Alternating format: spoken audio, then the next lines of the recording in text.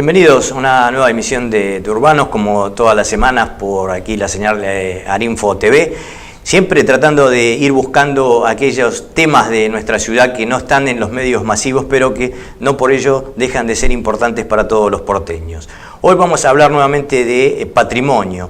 Lo hemos abordado muchas veces desde el tema de la conservación, la restauración, pero hoy vamos a hacerlo desde el tema de la protección. Cómo podemos elegir lugares de nuestra ciudad por distintas características y protegerlos para que persistan en el tiempo. Hoy vamos a tener a alguien que es especialista en esta materia, que es Jorgelina Pedruesa, que es gestora cultural y que viene hace mucho tiempo trabajando en este tipo de tareas, y hoy queremos abordarlo con ella para compartirlo con todos ustedes. Así que vamos a una muy breve pausa y enseguida aquí en Urbanos comenzamos a dialogar con Jorgelina Pedruesa.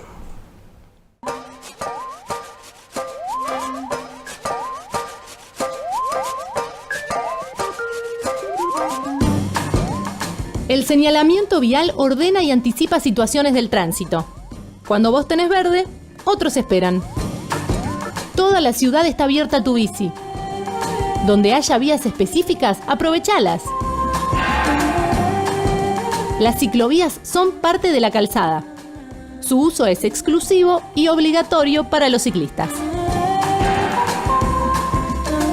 Las bicisendas, en cambio, están fuera de la calzada y su uso no es obligatorio. Si hay peatones, sea amable.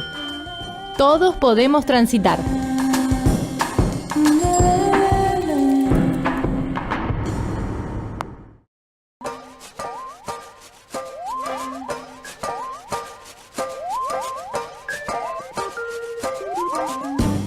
La mayoría de los conflictos ocurren en las intersecciones. Al llegar a una bocacalle, redobla tus sentidos. Nunca te confíes. Con cuidado y atención, sobrepasá por la izquierda. Por la derecha, no te esperan. A contramano es mucho riesgo, y no solo para vos. Para doblar a la izquierda en una calle con mucho tránsito, podés hacer el cruce estilo peatón.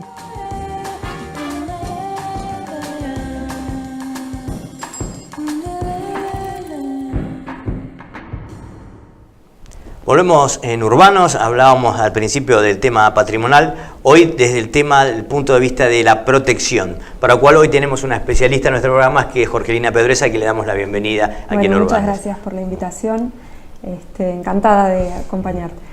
¿Cómo se puede hacer, Jorgelina, desde la sociedad, desde las personas comunes, contribuir a la protección de nuestro patrimonio? Bueno, mira, a mí me pasó de tener la experiencia de trabajar primero en la administración pública, o sea, por razones profesionales, mi carrera en realidad es de política internacional y relaciones internacionales. Y me especialicé luego, digamos, en la acción, en realidad, en el estudio del patrimonio y en la investigación histórica. A partir de allí, de ver casos, digamos, en forma directa, de sitios o de bienes que iban perdiendo, digamos, su reconocimiento, o por allí que están descuidados, que muchas veces nos ocurre sobre todo en las ciudades, ¿no? Tener esas situaciones, bueno, nos pasó en distintos momentos de tener o algún tipo de convocatoria por una cuestión de investigación histórica, y otras por integrar, digamos, agrupaciones que estaban preocupadas en la defensa de determinado bien. Y en mi caso, bueno, me tocó llevar adelante tareas desde lo público, digamos, desde la administración pública, pero también desde lo privado. Y desde lo privado, allí yo creo que la mejor manera es actuar en principio en forma colectiva, digamos, tener noción del valor de identidad que puede tener un bien o un sitio, digamos, que a veces ocurre que algunas personas pueden recordar o tener presente por razones personales, pero también cuando uno habla de patrimonio tiene que pensar que no solamente se trata de algo que recibimos, digamos, en lo público, que es algo que es un legado, sino que también es un legado que se va a transmitir a las generaciones próximas. Entonces, para mí lo fundamental en principio es tener la conciencia, o sea, que exista esta situación de identificación, identidad, y desde luego después el trabajo colectivo y riguroso, digamos, porque suponiendo un caso que hemos hablado en algún otro momento, un caso especial que fue en la ciudad de Buenos Aires hace unos años atrás, que corría cierto riesgo de preservación, digamos, el jardín japonés. Que este año cumplió 50 años. Que este año cumple, sí, tal cual, 50 aniversario.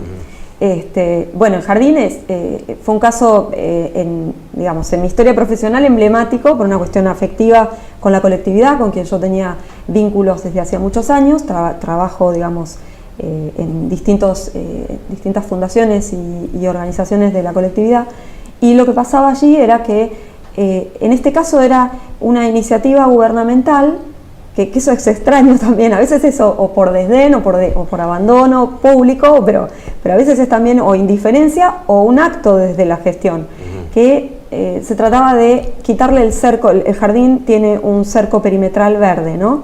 Y integra el Parque 3 de Febrero. Ajá. Entonces había allí una serie de debates que tenían que ver con quitarle el cerco al jardín y dejarlo abierto al público, ¿no?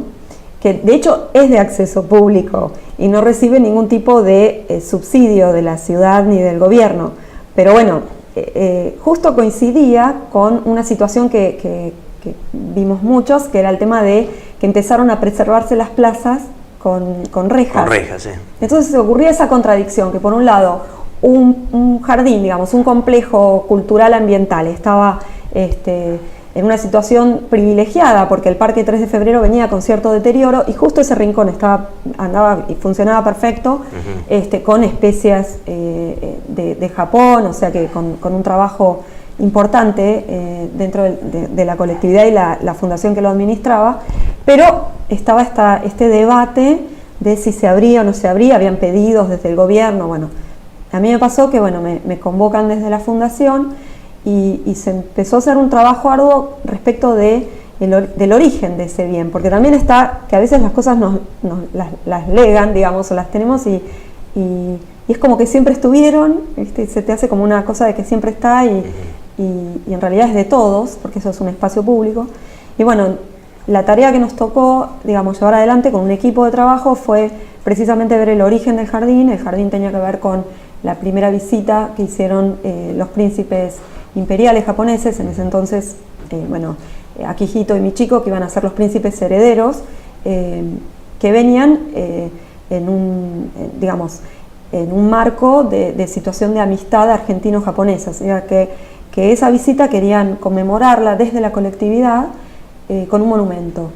Y el monumento que se eligió y por el que se trabajó mucho desde la colectividad, con fondos propios, no solo del gobierno japonés, sino de los segunda y tercera generación de japoneses, Nisei y Sansei, era el asunto de que fuera un monumento que tuviera que ver con la característica o la esencia del ser japonés, y esto era crear un monumento verde. En fin, bueno, el tema fue que el jardín se crea, para eso la ciudad tuvo que donar un lote y por eso ocurrió que, bueno, como ha pasado con otras colectividades para el centenario o el sesquicentenario que han también obsequiado a la ciudad o al gobierno nacional en esa conmemoración algún monumento de cemento, bueno, en este caso fue un monumento verde. Vivo. Y lo que hicimos fue sortear ese conflicto local, digamos, con una solicitud, con una iniciativa propia de la fundación y de la colectividad japonesa a la Comisión Nacional de Monumentos, que fue un trabajo que exigió, digamos, un trabajo de relevamiento, recolección de información y también de identificación de los valores, que concluyó finalmente en el 2009, habrá llevado algo así como 2 o 3 años, que concluyó, bueno, la declaratoria de bien de interés histórico y artístico nacional. Claro, porque es todo un trabajo previo, porque hay distintas facetas donde se puede trabajar para proteger o hacer una declaración de determinado lugar, ¿no? Hay distintos requisitos. Sí, bueno, en este caso nosotros nos encontrábamos con esta situación de digamos, de riesgo de perder el jardín en función de esa decisión política. Entonces, muchas veces uno se encuentra con esa situación de que a veces tenés y podés, mejor dicho, recurrir a instrumentos públicos, como es el tema de las declaratorias, y preservar un bien común, digamos. En eso no siempre depende del Congreso o del Poder Ejecutivo, digamos, de la Nación como administración pública, el determinar qué bien es monumento. O sea, la palabra última sí es, por supuesto, del gobierno, pero la iniciativa, la propuesta, la llevamos adelante desde la sociedad civil. Claro. Y me parece que es lo más importante, porque creo que hay que no solamente está esto de educar al soberano, sino que el soberano también puede ser escuchado, digamos, y creo que los que más cerca estamos de nuestros bienes somos los ciudadanos, o sea que lo mejor es cuando una comunidad reconoce ese bien. De eso se trata, digamos. Y esto es un proceso que puede ocurrir en forma permanente, ¿no? Porque quizás uno dice, bueno, ya está todo protegido, todo descubierto, pero no es así, todavía puede haber muchas cosas para hacerlo, ¿no? Sí, bueno, esto no es solamente decir, bueno, tengo una norma que lo protege, digamos, formalmente y legalmente, se diría que cuando uno obtiene o se ocurre una declaratoria, digamos, de monumento o de sitio, digamos, histórico o de bien artístico, la categoría que corresponda, uno puede decir que bueno, tiene un amparo, una protección desde el Estado. Eso significaría, en los hechos, que no debería desaparecer ese bien, porque es parte de la memoria colectiva. Ahora bien, también lo que nos ocurre es que después es la responsabilidad que los ciudadanos tenemos también de preservar. No solamente es la nación como digamos, como representación nuestra la que debe ocuparse, sino que también, por eso digo que lo importante es actuar colectivamente y tomar el toro por las astas y actuar en función de eso, de que somos nosotros también los que podemos hacer que la realidad cambie. Y no lo digo como un cliché, lo digo como un factor real. En el caso del jardín japonés era un jardín, es de hecho un jardín que cumple ya este año sus 50 años y que se sostiene, se autosustenta, digamos. Ha logrado que a partir de, digamos, de una entrada, pero también de una generación, digamos, de administradores que permiten que el jardín reciba a expertos a través de JICA, a través de agencias de cooperación, bueno, en fin, en cada momento han ocurrido distintas intervenciones, pero que es la manera de poder conservar un bien que, bueno, que no es, que es un bien exótico en definitiva, no es algo muy común. De hecho, según entiendo, es el jardín público más grande fuera de Japón. Entonces, desde ese lado me parece que sí, que lo que tenemos que hacer es, en realidad sí, poder, si tenemos la posibilidad, solicitar una declaratoria o la intervención estatal, pero en paralelo generar los recursos a la manera de administrar eso. Claro, y de difundirlo también. Seguro. Y lo importante que vos planteás, porque a veces con la protección, con la norma, con la ley, a veces no alcanza, ¿no? Porque hay monumentos que han sido maltratados o habitualmente hay problema también. Lo importante es que el ciudadano se apropie, ¿no? Y defienda también como algo de uno estos lugares, ¿no? Sí, yo creo que es fundamental para el tema de la conservación o preservación del patrimonio, el reconocimiento, o sea, la apropiación. Y para ello creo que también es importante la difusión, el dar a conocer. Hay generaciones que por ahí no saben por qué está tal monumento, digamos. Ya de por sí, o sea, el concepto de monumento como palabra ya nos determina que es algo que nos advierte que tenemos que recordar, o sea, es para la memoria, digamos. Es un medio para recordar un evento, una persona, un acontecimiento, un suceso que es importante para la comunidad. Pero bueno, a veces ocurre que no sé, que nos falta la placa que dice, que explica, y se trata de una alegoría y tenemos que comprender. Bueno, para eso me parece que es importante también involucrarse en la difusión. Seguro. Y es un poco también a veces la tarea que me ha tocado compartir con ciertos equipos a nivel, digamos, de difusión editorial, de publicaciones o bueno, por ejemplo, en tu programa también, esta cosa de de difundir y dar a conocer. Yo leía recién ahí como un copete que es cómo evoluciona la ciudad. Bueno, de eso se trata, es una forma, claro. Sí, el patrimonio es lo que heredamos y lo que vamos a legar también. Entonces, desde ese lado creo que tenemos que dar a conocer, entender de qué valores se trata. Además, lo importante de la gente que lo elige como digamos, forma de vida, esto de protegernos en nuestro patrimonio, porque hay siempre muchas trabas, ¿no? Primero hay todo un trabajo previo, como vos decías, de investigación, de ponerse a bucear en la historia, en todos los antecedentes, y después todos los vericuetos legales que hay. Muchas veces, como vos decías, un monumento es por ahí, es de la ciudad, pero está en jurisdicción de la nación por donde está puesto, o al revés. Hay toda una serie de cuestiones que no son fáciles a veces de resolver y que hay que dedicarle mucho tiempo, ¿no? Sí, es cierto, pero de todas maneras, insisto, creo que lo fundamental es la apropiación, el querer ese bien, el sentir lo propio. En el caso del jardín, no fue la única medida la solicitud del jardín japonés, decimos, ¿no? La declaratoria, sino que también fue acompañado por una movilización de la colectividad e incluso de los visitantes del jardín. O sea que esto fue acompañado también por una iniciativa que se llevó adelante en la legislatura de la ciudad. Creo que es fundamental cuando la comunidad es la que siente que debe preservar ese bien, que es parte de su memoria. Eso no es algo que se transfiere desde arriba, digamos, no es que esperemos que nuestros gobernantes nos señalen esto o lo otro, sino que uno lo siente. O sea, a mí me ha tocado también trabajar con grupos, individuos y agrupaciones, quiero decir, asociaciones en el interior de la provincia de Buenos Aires, por ejemplo en Bahía Blanca, que es mi ciudad de origen, y allí también han ocurrido casos en donde, por ejemplo, que hay muchos casos en el interior y en el sur de bienes que pertenecieron al sistema ferroportuario y que ya no tienen, digamos, ya no funcionan, ya no tienen efecto, digamos, no tienen razón, no tendrían razón de ser, pero de pronto te encontrás con que es un sitio a través del cual creció la comunidad. Hay un caso para mí emblemático, un trabajo excelente que desarrollan en Ingeniero White, en el puerto de Ingeniero White, que es un museo que se constituyó en los talleres ferroviarios al lado de la ex usina General San Martín. Es una usina que se desafectó de su uso original. Es un castillo como el que tenemos acá en Barracas, parecido, digamos, como la de la Ítalo-Argentina, que es hoy el Palacio de las Artes.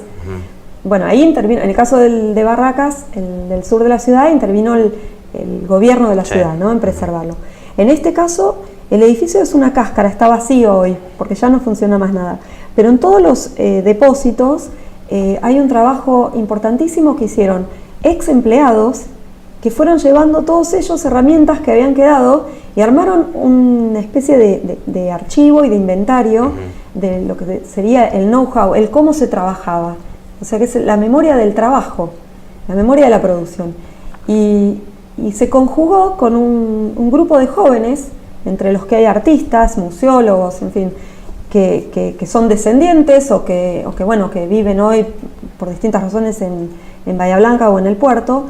Y se hizo un trabajo colaborativo intergeneracional, digamos.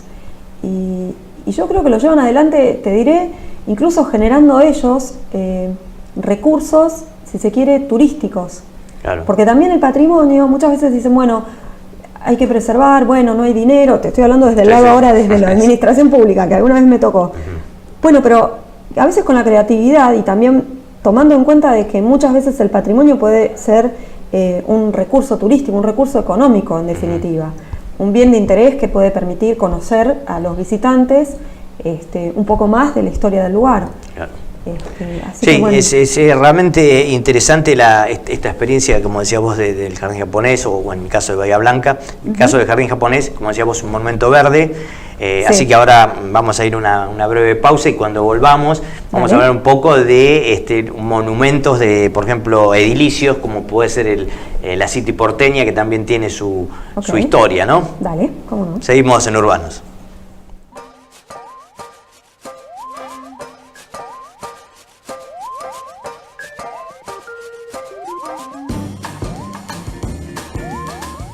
La altura del asiento es fundamental para obtener el máximo rendimiento y comodidad.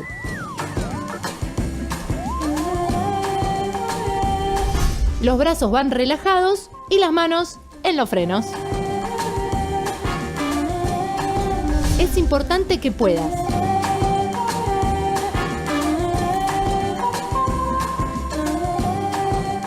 no anules tus oídos con auriculares. Drogas como el alcohol y algunos medicamentos afectan tu percepción. Evítalos al conducir.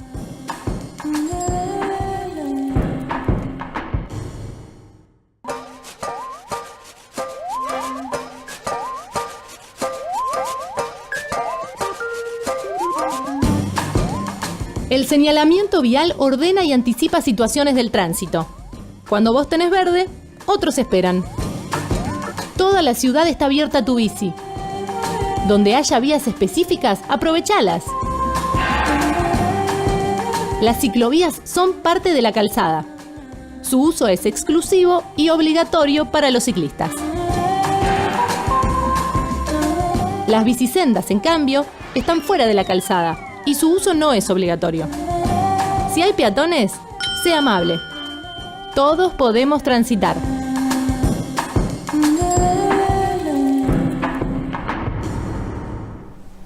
Seguimos en Urbanos con Jorgelina Pedruesa hablando de la protección de nuestro patrimonio de la ciudad de Buenos Aires. Hablábamos hace un ratito del jardín japonés, pero también tenemos otros lugares donde la protección y la preservación es muy importante, como por ejemplo en el caso de la microcentro o de la City porteña, ¿no?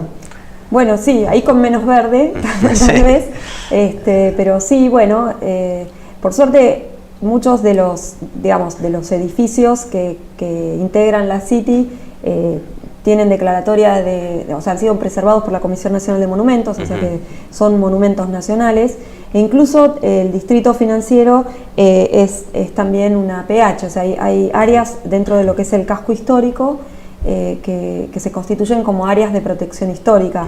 Desde luego ahí también entra en juego cómo preservan los propietarios, porque después está también bueno, el rol del dueño del edificio, digamos, del dueño del bien.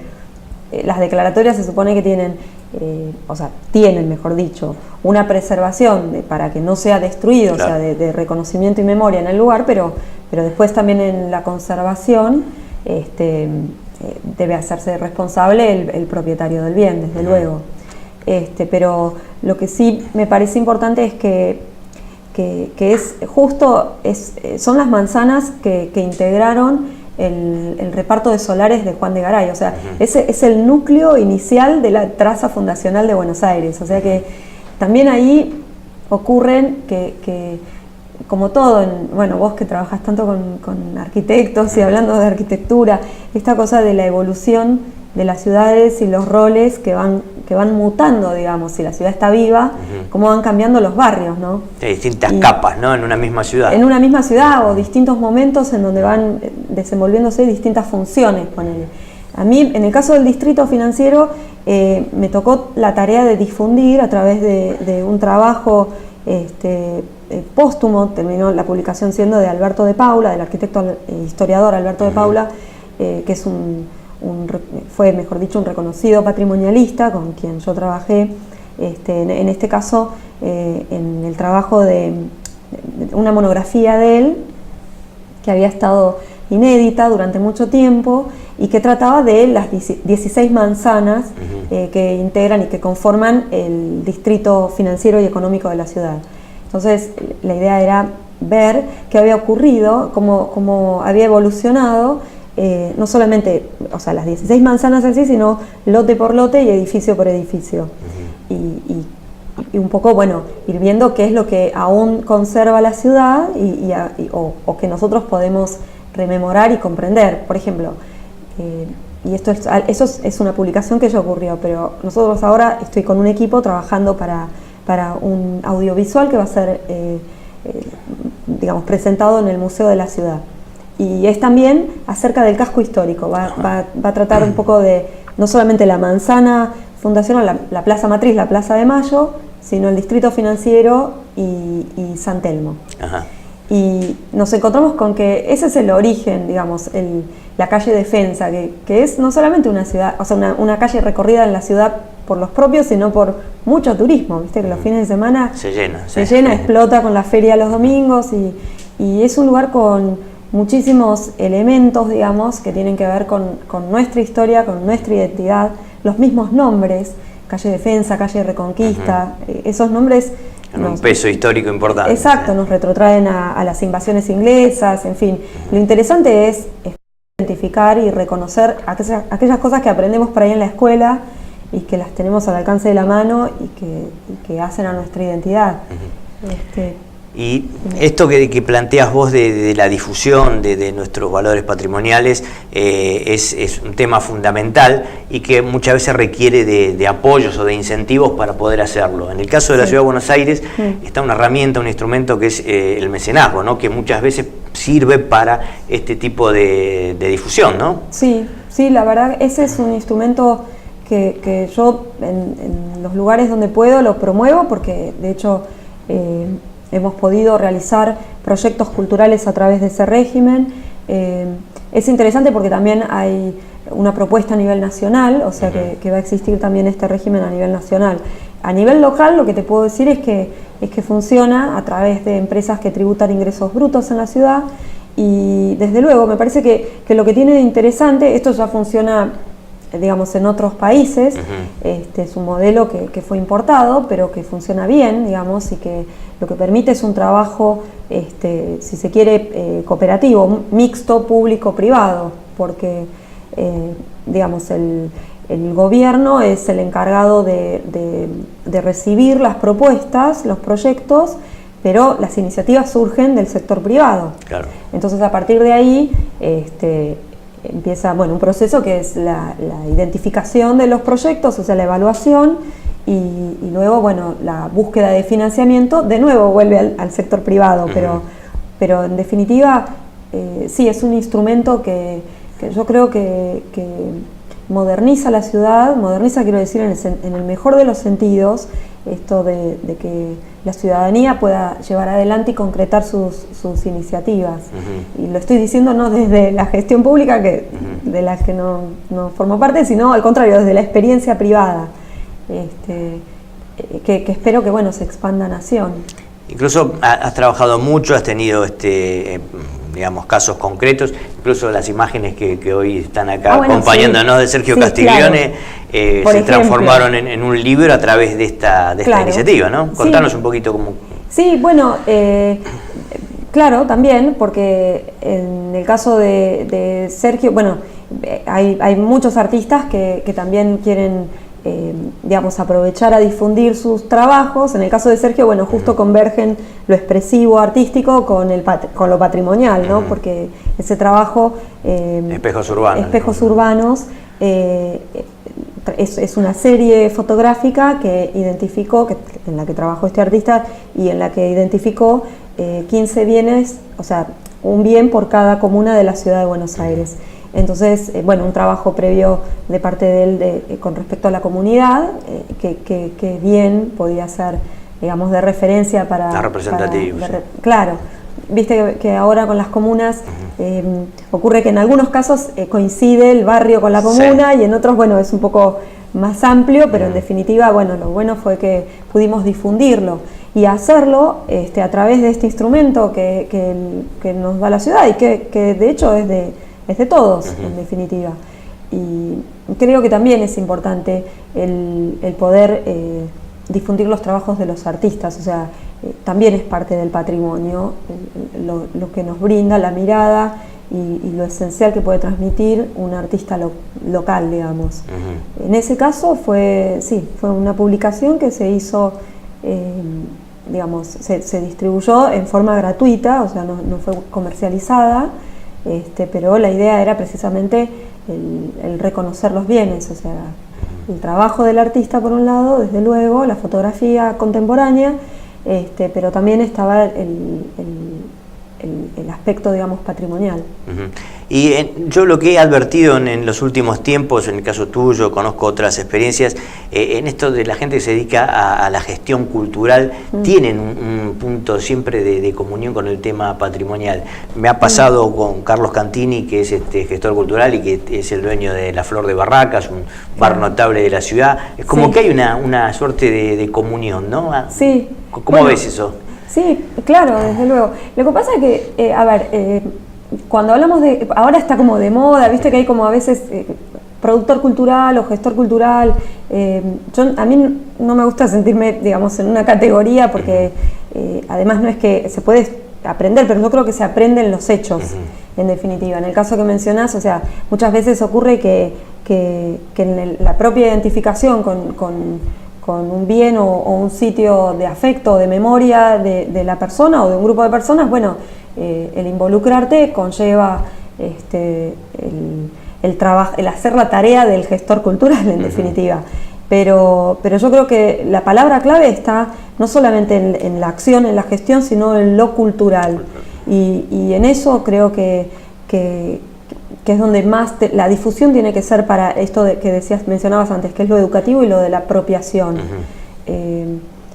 Hay un trabajo hermoso, varios, ¿no?, de él, pero de Rodolfo Kusch, a propósito de lo cultural, ¿viste? Y hablaba en el caso de la ciudad, en la ciudad de Buenos Aires era un texto que habla de lo sagrado, que es el recinto sagrado del PAMI, ¿viste? Y que ocurre sobre todo en las ciudades, no en las zonas rurales, pero que es de la puerta de tu casa para adentro, ¿viste? Es como que el PAMI, lo sagrado, es lo que tengo en mi casa, y en realidad la ciudad es nuestra. Entonces lo cultural tiene que ver no solamente con los bienes materiales, sino con el patrimonio intangible. Claro. O sea que son todas aquellas tradiciones, raíces, creencias, valores que vamos transmitiendo de generación en generación y que nos hacen de determinada manera. Entonces yo creo que está bueno lo de los gestores culturales con el patrimonio y el legado. Siempre que tomemos en cuenta esto de que la cultura que nos hace sentirnos en común, o sea, que nos hace sentir identificado con el otro, con el afuera, no el recinto sagrado para adentro, sino para el afuera. Sí, es fundamental, y bueno, esta es un poco uno de los ejes del programa y lo que queremos contribuir, ¿no? A que cada uno sepa que la ciudad es toda nuestra, que todos son valores patrimoniales compartidos y que en definitiva cada cual puede aportar su granito de arena para que esto sea realmente valorado, ¿no? Sí, seguro, y además, por supuesto, siempre el reclamo a los organismos que corresponden, eso desde luego, el caso que hablamos, que conversamos del jardín japonés, fue un caso, pero digamos, un ejemplo quiero decir, pero también está la acción propia, o sea, tenemos elementos como para decir, organizándose, digamos, la gente, poder proteger lo que siente propio. En eso yo y un equipo importante de gente podemos dar fe, digamos. Así es, y la verdad que Buenos Aires es una ciudad extraordinaria en cuanto a valores patrimoniales, ¿no? De todo tipo, arquitectónicos, culturales, históricos, la verdad que hay para elegir realmente, ¿no? Hay para elegir, seguro, sí, además, además recibe muchísimo público de afuera, tenemos como también esa situación, digamos, de privilegio y de reconocimiento internacional en lo que significa la oferta cultural que da Buenos Aires. Yo soy una importada, digamos, pero la siento también muy próxima, y me parece que bueno, además esta cuestión que tiene que ver con el origen de nuestro país, bueno, está bien, de aquí surgió todo, y también es una gran vidriera para lo que es el interior del país. De todas maneras, creo que todas las ciudades tienen esas posibilidades, digamos. Me parece que el reconocer la cultura y la identificación de lo sagrado también en la comunidad es lo que importa, digamos. Es lo del ágora de los griegos, ¿viste? Esa cosa de que el ciudadano está afuera. De a poco se va instalando el tema, me parece que cada vez más, ¿no? Sí, y una demostración es este instrumento legal, por ejemplo, uno de los tantos, digamos, que me parece que tenemos que aprovechar, porque también nuestros representantes tienen que digamos, tomar nota de las necesidades de la comunidad.